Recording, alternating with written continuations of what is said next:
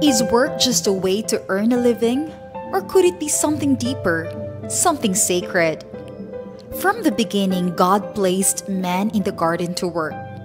Yes, work is a God-given strategy to live, but more than that, it's an act of worship.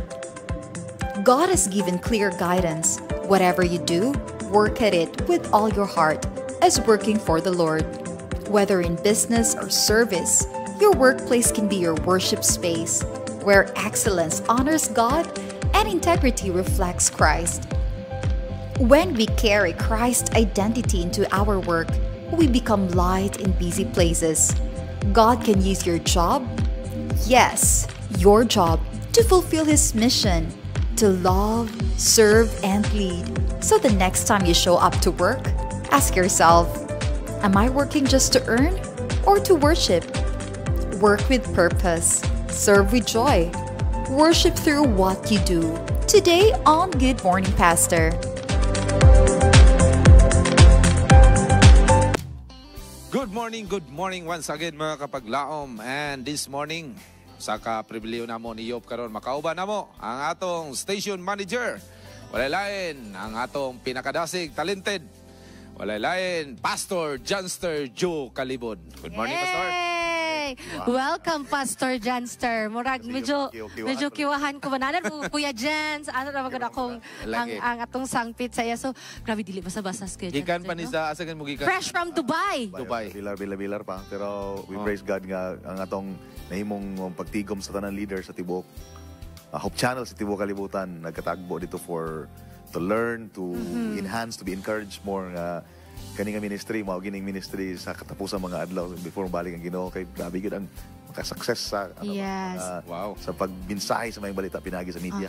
Inana ta kapalangga ni Kuya Janster. Kiyawing bisag bilar kay siya pero naagi siya karon dire. Kaya siya ang atong guest sa atong GMP ug karon Pastor Jans, Kuya Jans. Yes, atong hisgutan ang work as worship. Do you agree, Kuya Jans, kung mayon tangag, ang work or career is a God-given strategy to live? And how is work related to worship? Actually, kaning ang primerong pangutanan nimo no kanang ingon nga strategiya ba ni siya or mugda ba ni sa Ginoo alang sa tao tinuod. Actually, pagkatao, paghimo niya sa tao, Genesis chapter 2 verse 15 pa lang, gibutang niya ang tao sa Eden o gipatrabaho aron magatiman ni ini. Wa pagali si iba. Adan pa. O di na siguro ang asawa no nga. Dadi panghugas na dito. Dadi kuha na dito Isa. Pagluto na dito kay ang instruksyonan. Ang baan naman. Ang instruksyonan. At na ang garden. Bitaw, kita tanan na gitagaan sa Ginoo ni. So wala pa nakasala ang tao ha. Wala pa nakasala chapter 3 pa man nakasala ang tao. Sa record sa Biblia. Wala pa nakasala ang tao, giingna na ang tao pagkahimo gibutang sa garden aron patrabahoon. Mag-atiman. So dili gusto ang Ginoo katapulan ang tao. O mapanalangin siya. Naipagkaon diha, mga prutas, di ba? Mo ito ingingon sa Ginoo. Pero magtrabaho, mag-atiman ka sa garden. So, nang gingon po niya nga, lihok tao, kay buligan ko ikaw. Tabangan ko ikaw. At tabagan ko ikaw. So, tayo kaduhon yung pangutana? How is work related to worship? Ang Bible, common mo ginam, ingon mo nga, whatever you do it for the glory of God. When you give glory to God, you're giving Him worship. And you are, nag-ingon sa Colossians, inaana sa Colossus na kalistahan rin, Colossus 3:23 hangtod sa 24. Bisag kung sa imong buhaton, buhata kini sa tibok nimong kasing-kasing, nga gihimo nimo ni ngadto sa Dios, dili sa tao. So tanan nato pagabuhaton. Bisag ko mag-worship, mag-awit, magkaon, magbuhat, magtrabaho, worship na nato sa ginahimo nato. Na kaya atong lawas biya, it's a living sacrifice. And giving our bodies as a living sacrifice sa Ginoo, it's actually worshiping our Heavenly Father. Sa ato pa, Pastor Jans, gitagaan ta sa Ginoo giya sa pagtrabaho. Oh yeah, ganit. Ang paggiya niya sa tuwa, naana siya kanalandaan mi number one gid nga gihatag sa tuwa nga buhat no. Kanang sa commission. Kanang mayon siya nga adtos Tibok Kalibutan, isang niya ang balita. Mo magina, bisan pa sa imong magkamang-kamang kasi ilalom sa kinan nga nagka-asiti ka. Sa imong ko asinso na kini mo negosyer, pero magmensahe ra gid gyapon ka sa pulong sa Ginoo. Then ikaw bana maestro, ikaw housewife na karon. Housewife sa magsangyo kay puga sa maayong balita.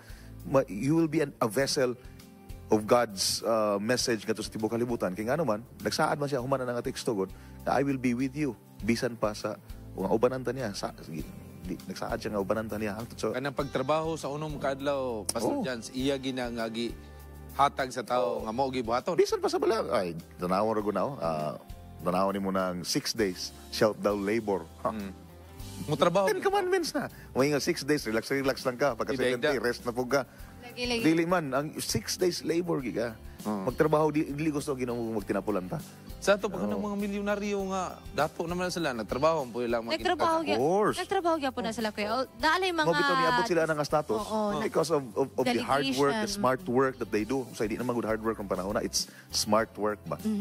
Actually, sakto to yun, Kuya Jans, no, nga, ang Biblia naging na 6 days, mag-labor ta, mag-work. And on the 7th day, mag-rest ta. But when we say rest, we worship God. Yes. We prioritize God. But when we say we worship God, dili lang po pasabot nga sa ika-7th day lang. Yes. Dapat apil po sa 6 days kay nagingon po ng Biblia nga sa tanan nimong pagabuhaton mo kaon ka, moinom kag tubig, muunsa ka diha.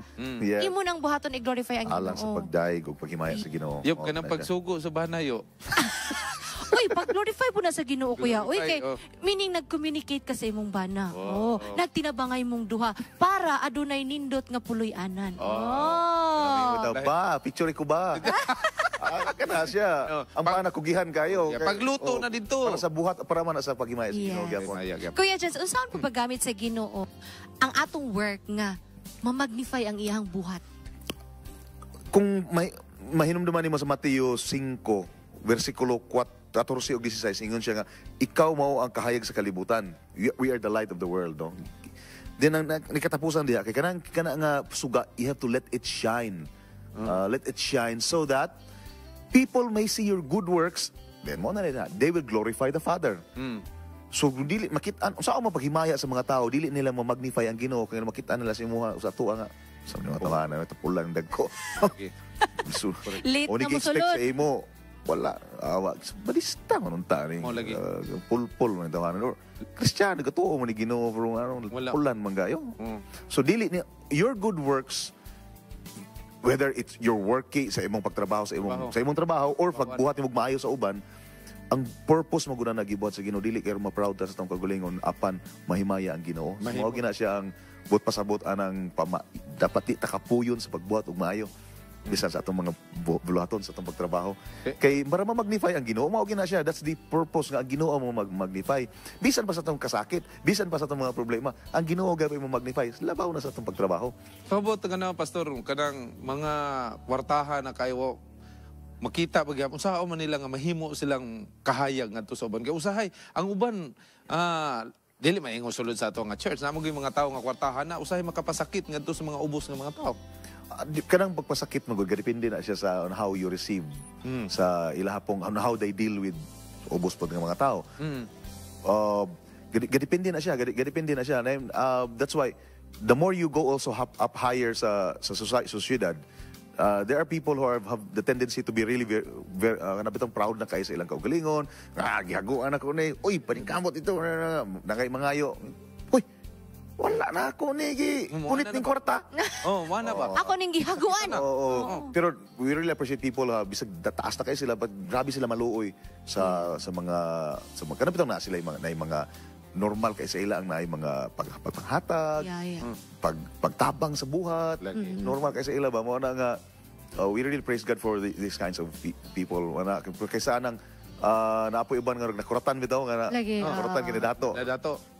Kadaog og kuan. Kadog luto. Oh, kadaog luto. Kay nakakunailan na nga nakadaog og luto wala ra pa dayon. Kuya Jens, ako follow-up question ba? When you say kanang glorify God through work, unsaon man nato pag-glorify ang Ginoo pinagi sa atong work? Like for example, ako usa ko ka teacher before, unsaon man ako nga mag-glorify na ako ang Ginoo, labi nagsaputon ako sa akong mga estudyante kay mga gahi ba ninyo golok sa saba ba kayo? So diha mo na ibang papahinumdom sa atong kagalingon sa atong pagsulti, sa atong paghatag grades sa atong estudyante. With mercy. Kani ka glorify ka nis Ginoo, awayon ko ani sa kuan. Correct. Kung estudyante or just keep in mind that whatever decision you do, whatever words you say, dili man kita perfecto. Of course, sa akong pagtrabaho dere or sa ikaw sa imong mga negosyo, naa kita yung mga sipyat sa kinabuhi gid. Di man ginatan na malikayan, pero kani nga mga prinsipyo sa kinabuhi gipahinumduman lang kita kanunay nga agoy sa man daw, di tumayo akong nasulti sa akong tao sa ano ba, or di tumayo akong nahimo sa akong kauban dre, di tumayo akong nasulti ni Tawing. So nakabahimaya ka to sa Ginoo, or no, nahiubos na Ginoo na ba. So ina na mo reminder po na sa tuwa po. So imagine kung kitang tanan gaingon ana. No? Oh, so peaceful kayo ang working environment. Peaceful kayo. Pag masipyat man gali pa sa Iloon po nato. Nga dapat ang goal and mission nato every day as we go to work is kanabitang maka-motivate kag maka-influence kayo in a good way sa mga tao sa imong palibot. Thank you kay Sir Jans and Pastor Jans, and karon doon na ba kay parting words ato ang mga viewers karon nga labi na nga nagsunod pirmi sa atong panibaya sa bilin lang ako nga teksto sa inyo ano, Philippians 2 verse 5, daghan naman siya teksto ano. Yeah, we praise God nga the Bible is very rich with verses to remind us, especially with this subject matter we're discussing na ingon diri nga let this mind be in you which is also in Christ Jesus. Nga kung nanaon mo ang pagtrabaho sa Ginoo diri pag-ani niya sa kalibutan, all out serbisyo gyud. Serbisyo gyud ang gianhi diri. Wala siya ni ani aron magpa-serbisyo, ni ani siya aron mo serbisyo. Hinaot ka kanaw ta nga pangunahuna usab nasa tong pangunahuna sa diha nga magtrabaho ta, sa diha nga sa tibok semana magtrabaho ta, bisan pa sa matong mga mabubuhat, bisan sa Sabado katrabaho gali. Kanang go mga pastors na to, atong mga leaders sa iglesia, nga we are doing this not for ourselves but to magnify God para gid sa kaymayan alam sa Dios. Relax ngayon ni Sir Rex, ngayon siya. Pagsuguon sa bana ang asawa, sir, may butang sir. Itudluan sa asawa ang bana pag-worship. Uy, sakto. Sir, Sir Rex. Salamat kayo, Sir Rex. Mona. Kon ka po to, pa-worship ka. Nakapabor si Yopro na. Pabor kayo sa iyo. Salamat, na-back up, call a friend.